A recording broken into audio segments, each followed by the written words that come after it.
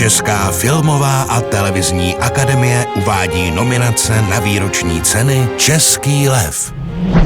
Postava Eňa dosť vychádza zo mňa. Môžem si dať? Daj si. S kamarátmi, s ktorými som hral, sa bavím takisto ako aj v tom filme. Nepamätám si, čo bolo náročné, ale to, čo bolo ľahké, že chodiť na babete, tak to bolo najľahšie. Spadol. No, ale nespadol. Páčila sa mi scéna, ako som spadol na babete, aj keď som nespadol ja, ale kaskadér. No, urobil to dosť slabo, aby som to robil lepší. I'm playing Franz Kafka. It was the first movie I've ever did. Mám jen 2.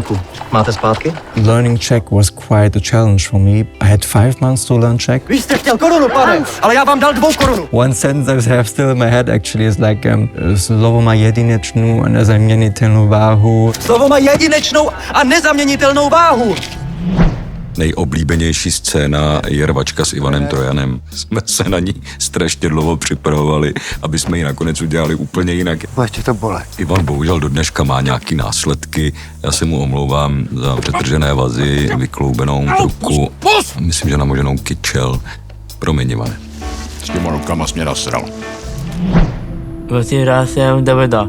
Je to jiný David, jsem já. Lidé, pojďte sem, dej mi to. Hraju Davida a hned mým mluvení. Yes! No baví ho vaše a Karama taky.